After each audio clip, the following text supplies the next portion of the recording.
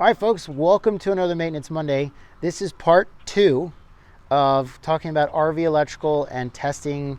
Last week we talked about power cords and how to inspect power cords and what dangers were lurking around the corner with your power cords. Okay, so let's talk about surge protectors. Okay, I believe that anyone that has an RV should have even the basic of surge protectors for their unit. Let's talk about the different types of surge protectors. There's different companies, lots of companies make them, but we're going to talk about the two basic companies out there. And the first one is going to be Southwire, which makes the Surge Guard. Okay, now the Surge Guard comes in the basic of basic, which is this one. And this is entry level. It's usually around $150. You might find it cheaper, but plus or minus. What it does is when you plug it in, before you even plug your coach in, you can actually see that it gives you a series of lights illuminated on the face. This will tell you whether your wiring is correct. And for the most part, it is a very useful tool. So you don't need to buy a wire tester or voltage tester for this. You can plug one of these in, and it covers all of the basic stuff you would need. Now, this will not tell you whether or not you have good voltage. This is a basic unit. This will not tell you what your voltage is on a 50 amp. Remember, we have two lines. Line 1 and line 2 are hot lead and hot lead 1 and hot lead 2. You won't get that. This is just based on, do you have power and is it wired correctly? It also will protect you from what we call voltage spikes. It's really what they're called. They're not surges, but spikes. Now, SurgeGuard does make an upgraded version, which is going to have an LCD display. It's going to have a whole bunch of other options that you're going to have to your fingertips. It will tell you what your voltage is on line 1 and line 2 for a 50. If it's a 30 amp, it will tell you what it is on the single lead coming in. It will also delay the power to your coach, so that way it will read whether or not the electricity is good or not, or if it's too high or too low. You can also get, in the Southwire Surge Guard, you can get the onboard wired in version, which comes in a 30 and a 50 that you can get, and it will do the same functions as your higher end ones. Now, the higher end ones that have all these cool functions and features are going to be somewhere in the $300 to $400 range. The wired-in versions are going to be between $450 to $550 depending on the model. The warranty does not cover surges. So if you get a power spike and you use up the amount of power spikes that you can have on this one unit, or even the high-end units, it's not covered. This basically becomes trash and you have to throw it away. Now, sometimes you can send it back to the company and they can install a new module, but that becomes pricey. So I found another solution that I like much better. And let me tell you about this version. This is the Power Watchdog by Hughes, and it's Hughes Autoformers, and it does basically the same thing that the Surge Guard does through Southwire, but it has a few other features that I really like. Now, this is their basic one. This is about 20 bucks more than the standard Surge Guard, but the cool part is that it does come in a 30 and a 50 amp version, and it has an app that you can actually see your voltage coming through. It tells you what your kilowatts per hour is, and it tells you what your amps used are currently. So you can monitor it through your phone. It also has the simple setup here where it has the 3 LED lights that will tell you whether you have power or not. And it is covered by a limited lifetime warranty. Okay, now, the cool part about these is if you have a surge issue and it uses up all of the surge protection, you don't throw away a $200 Surge Guard. You buy a $40 part, and this $40 part is swapped out within the unit. That's the awesome part. and they will send you one of these free. If you use it up and it has a surge protection interval, then you can actually get a free one within 2 years of a purchase. Cool feature, love it. I actually use this version, which is the upgraded version of the one I just showed you, and this is the one that I personally use, okay? Love it, been using it for about 9 months, and it is so fast, super easy to use. Same app for the lower version, the lower quality, versus the higher version. Now this is the EPO, okay? The EPO is an emergency power off function. And what that does is that if you get above 132 volts, it will shut the coach down so that your sensitive electronics are not harmed. And if you get to a low voltage situation, less than 90 volts, it will shut the power down in a delayed fashion so that it doesn't shut immediately your ACs off. So it allows things to cool off and cool down. Again, same modules. If you use up all the surge protection within the surge guard or the surge protector, you buy one of these modules for about 40 bucks.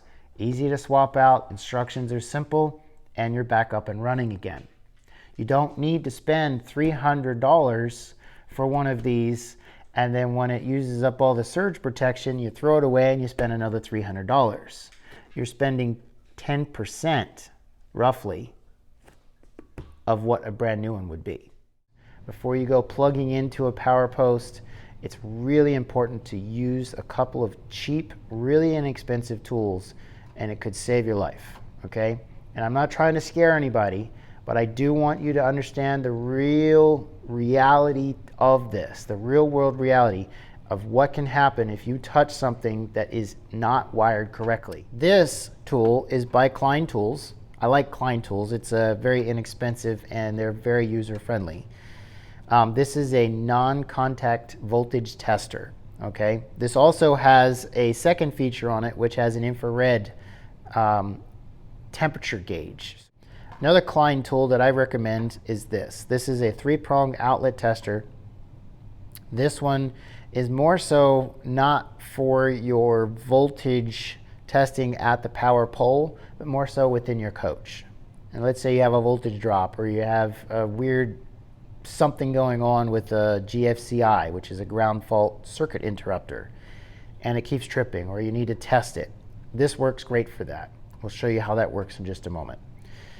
The cool part about this tool is it's great for testing things within your coach. And this one is, again, testing to see if there's any miswired stuff that would be throwing voltage within what should be grounded, which should be your power posts, anything that's metal, your frame of your coach. The other thing that we want to talk about is an actual voltage tester itself, okay? This is a Klein Tools again. This is a model CL390, okay? A CL390. And this is my travel version. I use it for work as a technician. I also have a high-end one to test more sensitive electronics. But this one is a great all-around voltage tester.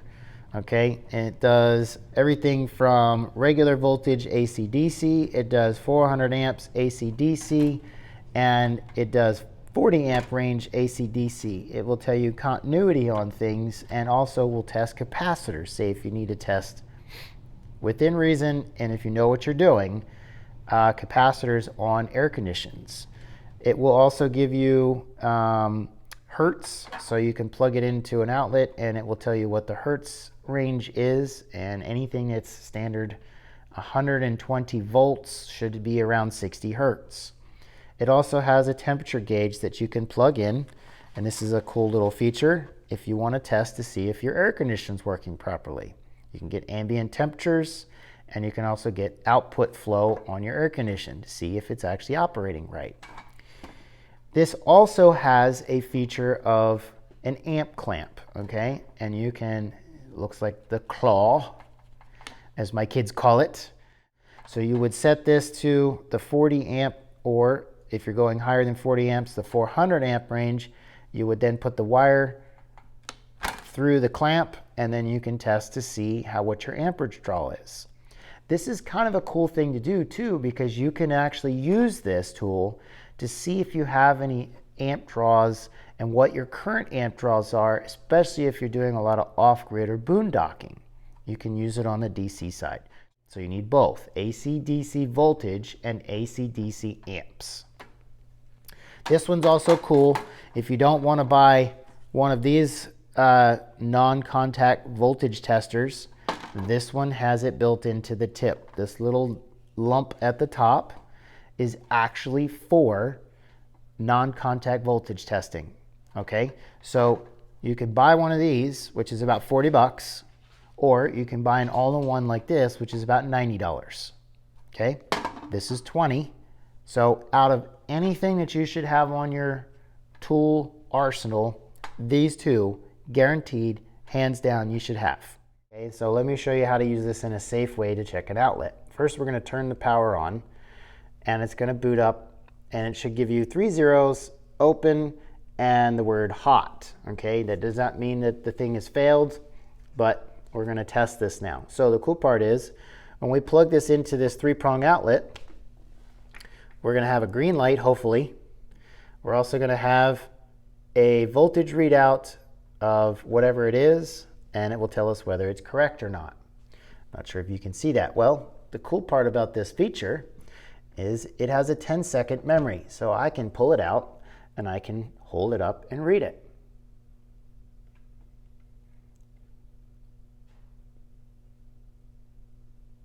Now, why would you need that function where it holds for 10 seconds? For this very reason. What if you have an outlet that's installed upside down? Okay, there is a reason for upside down outlets, but what if you have to test it and you can't see it? You don't want to have to plug it in like this and then try to look underneath of it. So again, $20 for this tool. It's an amazing tool. It tells you that there's a green light, everything's good. Pull it out, turn it over, and it holds that for 10 seconds. Pretty cool feature, huh? Well, the other cool feature on this, it will tell you various other things, whether you have open neutral, open grounds, and I love the feature that it does for the ground fault circuit interrupters. You can put this in the outlet, press the button, and it will test any outlet within that circuit.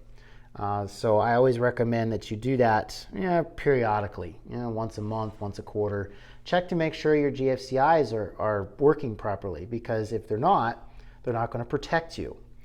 The cool part about this is that when you press, I don't have a GFCI outlet to work with here where I'm at, but you can press the test button and it will display in milliseconds how fast that tripped. Okay, and every one has a range, so you should look at the outlet and it will tell you within the information of what that milliseconds should be. So let's move on to the next one, the non-contact voltage tester. Now this one again has a infrared temperature sensor that runs negative 22 degrees Fahrenheit to 482 degrees Fahrenheit, pretty hot. Or if you guys are in centigrade, it's negative 30 to 250 C. Okay, and so basically turn this on, blue light tells me that it's active, and if I come over here and I put this next to where there's no voltage, then nothing happens. But if I come to this side, it tells me that there's a hot voltage lead on that side of the outlet. It's a pretty handy thing. Later, I'm going to take you out and show you how to check if you have a hot skin issue on your actual coach. And that's what this is used for. All right, so obviously we're starting with the smaller outlets here when we're talking about physically testing and sticking probes within the outlet. We want to use some safety here, okay? So we want to explain to you where things are and what they look like. Right here is going to be your ground on the 3-prong outlet. Okay, this is considered a 20 amp outlet, and your bottom one that kind of looks like a mouth, and so to speak, is your ground. Okay, this one over here is going to be your neutral. Sometimes you'll see the side facing connection for a different style plug. but this is still going to be your neutral wire. On this side of the plug is going to be your hot lead, okay? Remember, we touched the non-contact voltage tester on this side and we got a voltage reading, okay? It's telling us there's voltage. So when you hook these up and push these into your outlet, what you want to do is remember to get proper voltage. First of all, you want to make sure that you're on the AC function, okay, because this does both AC and DC voltage, because we're testing AC voltage. And when you test, you want to stick this probe that's black, all right, in the neutral side. So we're going to push that into there, all right. Now, when we're testing to see if we've got good voltage across our leads, we're going to stick this one into our hot lead side, okay? Red hot, so to speak, all right? Red is always your positive. Now, if you look at it, there's our voltage. Not sure if you can see that on camera or not, but we have 123.3-ish volts, okay? And so that's another way of testing these manually. Another way of checking to make sure we have good voltage, and that is pulling this one out of our neutral and going into our ground. And if you look at how I've tested that, now we're at 122.6. Okay? This really is a good all-around option for testing things. Now, let me go to a battery and we'll show you how to test a battery in 12 volts. Okay, so talking about battery voltage, nice thing again, having an AC and DC voltage tester, we can go straight from testing our 120 volt outlets and various other options. So we can turn it on again to our voltage setting here, okay? And you can see the orange one is for DC voltage or direct current, and the little squiggly line is our alternating current or AC voltage, okay? We're going to press our select button and we're going to switch from AC to DC. And now we're going to check this battery in front of me. Identifying a battery, I know a lot of people know this, but I'm going to repeat it anyway. If you see 3 caps, it's a 6-volt battery, okay? So the way we test this, again, red hot, black negative, okay? So we're going to touch that, and we're going to touch that, and here we have 6.29 volts. Okay, so we know that's a 6-volt battery. Now, we move over to these batteries right here, and these are 12-volt batteries. And the way you can tell is underneath these caps, there'll be 1, 2, and 3 holes versus the 6-volt. And then you look on the other side of the battery, and there's 1, 2, 3 holes if we took those caps off. So if you have 6 holes, it's a 12-volt battery. Okay, same concept, red hot. Go into the negative here, and we have 12.8 volts. That's a really good battery. So that kind of gives you the idea behind how to use these tools, the basic overview, and kind of understanding a little bit more of what this tool is useful for. Well, let's talk about a little bit of the dangers of what can happen with an actual power pole. I'm going to press my select button on here, and I'm going to get the EF on the screen on my Klein Tools meter, and I'm going to test to make sure I don't have a hot skin. Okay, if this was actually hot, if this metal was hot, the hot lead was in there, something was grounded out, I could literally get about that close to it and the whole thing would be going off bells and whistles. Okay, but nothing's hot, don't have to worry about it now. Okay, that's our first test. Now let's say the meter failed. Next thing is we don't want to come in here and grab it and lift it up, because remember, AC current causes your hand to grip. So what we want to do is use the back of our hand. We want to touch it, because if there is AC current running through here, your meter fails. If you do this and there is electric going through it, the first thing that's going to have happen is your hand's going to retract and it's going to go this way. All right? Away from the danger. But if we go in and we touch it like this and there's power going through it, now you're going to clamp on because it's going to contract your muscles.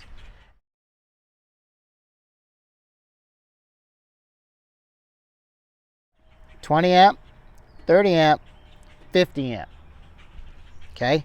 Now, we talked about this in your power in part 1 of power cords. All right. When we talked about power cords, we talked about where they connected and how they connected with the prongs. Now, I'm concentrating on this a lot because this is the safety aspect that we need to know. Last time on part 1, we talked about, I'll put a link in the description, that power cords have failures. Well, this has failures. All right. This 30 amp plug was only meant for 300 plug-ins. Let me tell you that again. I'll repeat this 300 times, and then it should be discarded and replaced. Do you think a campground is going to replace this after 300 times? They're not even going to know that it was 300 times, okay? So, don't want to dwell on that, but that's something to keep in mind.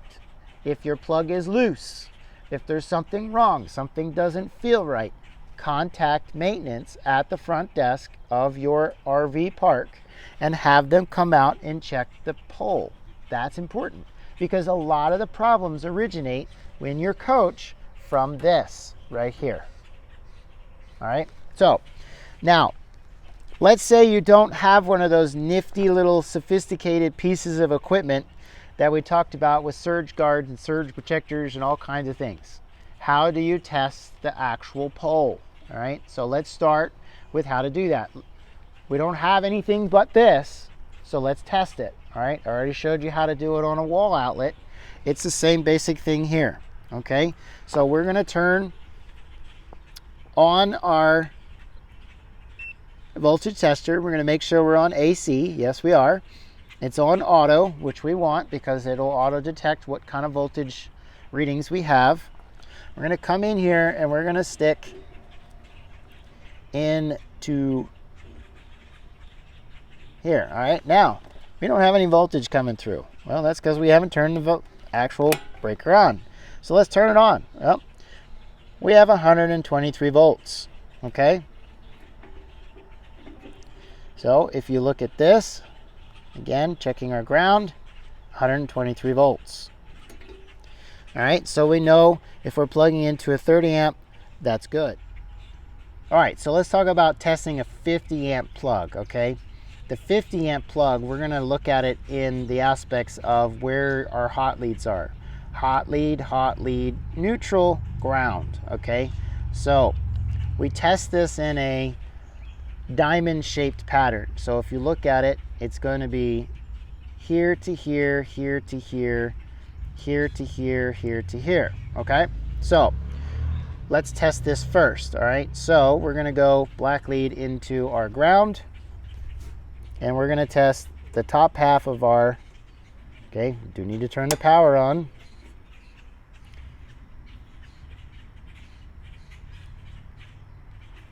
And I have to find the ground. There we go.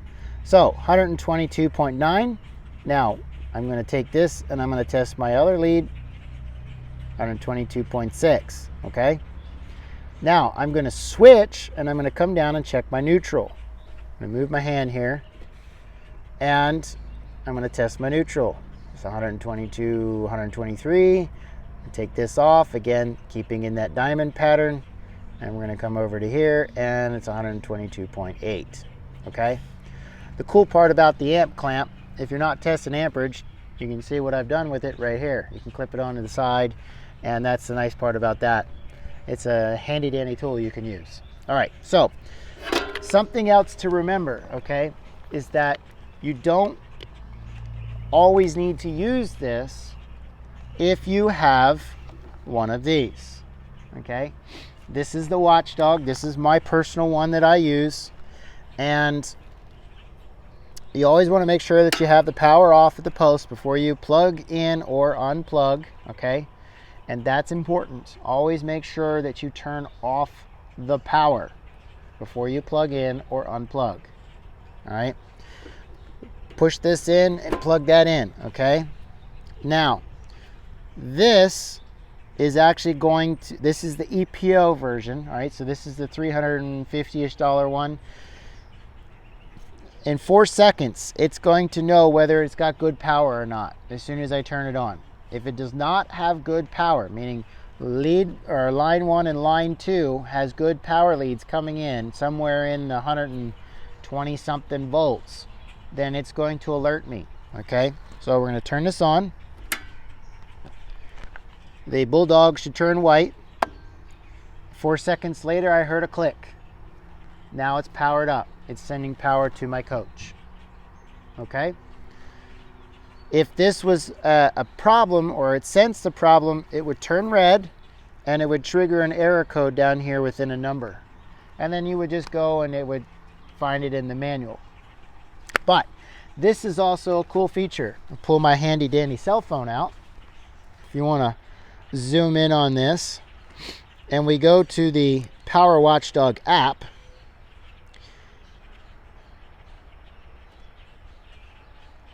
As it loads, bada bing, it tells me what my watts are right now being used within the coach.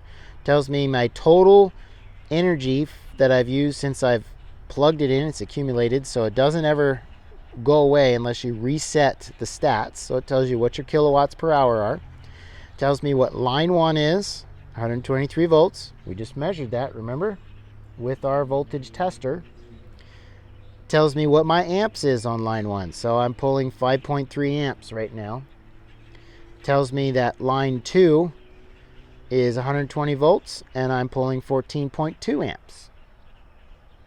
So this is a cool feature. The other thing that I like about this app that's for the Power Watchdog is that it gives you an actual alert message. So if there's a problem or there's something that's going wrong with it, it will send it to your phone as long as you're within Bluetooth range. Okay, so now that we've plugged into our coach, let's continue on with the hot skin test. Okay, again, we'll take our device, whether it's this one or one of these small testers, it really doesn't matter, pick one.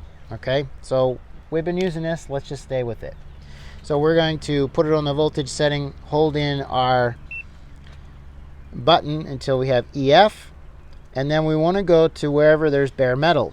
Okay, so I know that if I go up to here to a bare metal bolt, I know that there's bare metal on the other side, so there is metal contacting. If you go to a painted surface, it's not going to work. Other places to check would be on your steps, on your entry door handles. If you have anything that's touching metal within the coach that's screwed into, like your aluminum door handles that you go in through entry areas, entry doors. So keep in mind with the hot skin issue, if you do have an issue with that, then you need to have it looked at promptly. Call for someone to come out and look.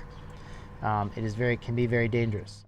So please be safe, please enjoy your camping, and I hope that you enjoyed this Maintenance Monday, and join me next week